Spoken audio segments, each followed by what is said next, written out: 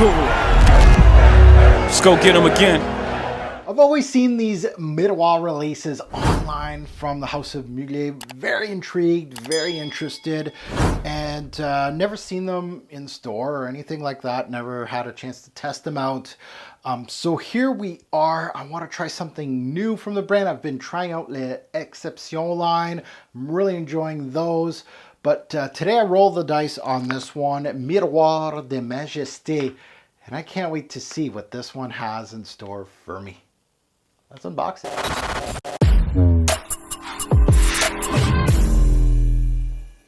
Fragrance family, welcome to the Rob Zoe channel. I'm your host, Mark. Today we're unboxing, giving a first impression on Miroir de Majestés by Mugler, 2012 release. So I'm super late on this one.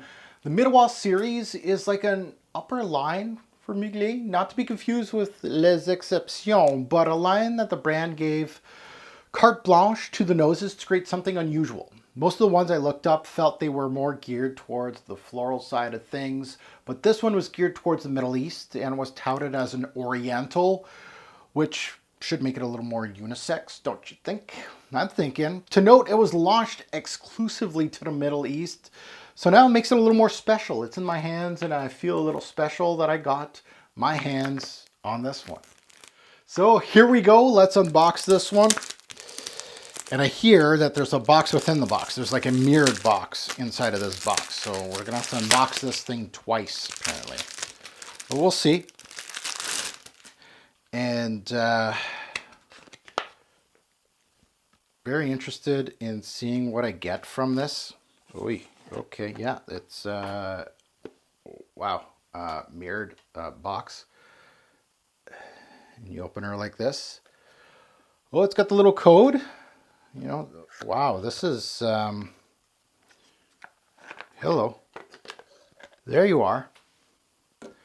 Very interesting concept. I kind of like the Middle Eastern look, the gold, the ambery juice. This has some potential to it, and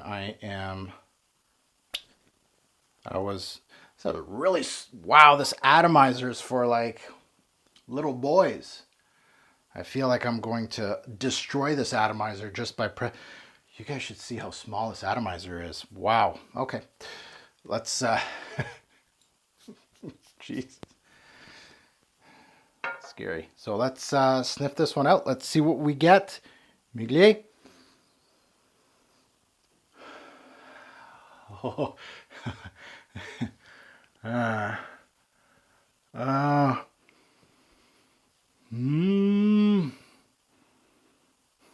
A little part of me likes it. The other part of me is like, what? Okay.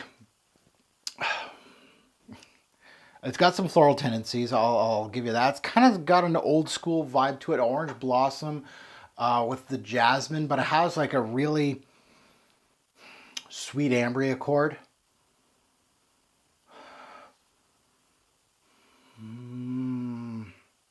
The orange blossom, the amber is very nice. It's syrupy.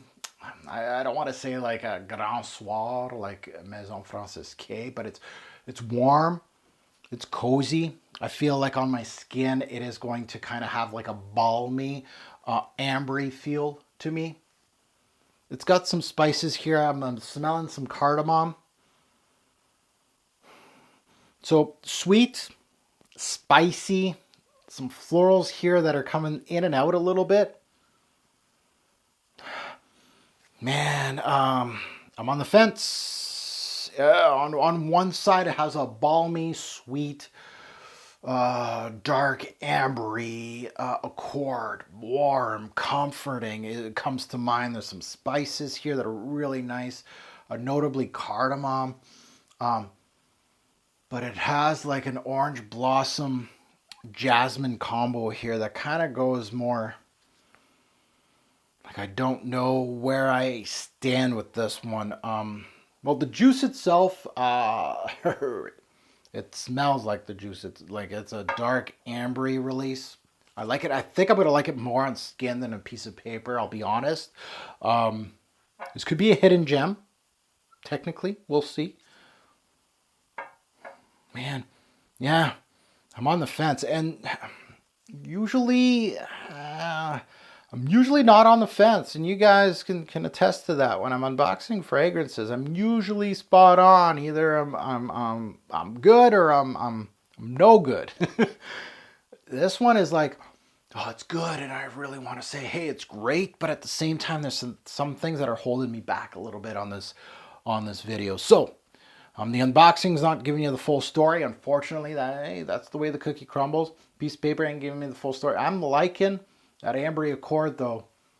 You know, I keep going back to it. It's not like, I know I name dropped Grand Soir. Shouldn't have done that. Grand Soir is an excellent amber, but pulls a little bit from it though. Just a little bit, just a touch. Very nicely done though. There it is, from the house of Mugler, Miroir de Majestés. Beautiful bottle, tiny little atomizer. A fragrance that I think is going to take time for me to like. I think that's where I'm at. And there's a lot of good things coming from it, but there's a few things here that look kind of out of place a little bit. So we'll see. Now that you heard my take, I'd love to see yours in the comments below. If you have smelt this fragrance or anything from this line, these are very, it's a line that's, I guess, not really talked about in the community, but I'd love to see more. I know there is more of these out there. Most of them are geared towards a lot of the florals. I'm not too keen on purchasing those, but we'll see. But this one, I'm going to give it a, a thumbs up right now, a hesitated thumbs up. And as always, a great or poor fragrance will make a lasting impression. Choose your amber-based fragrance wisely. Thanks for watching, YouTube. Have a good one.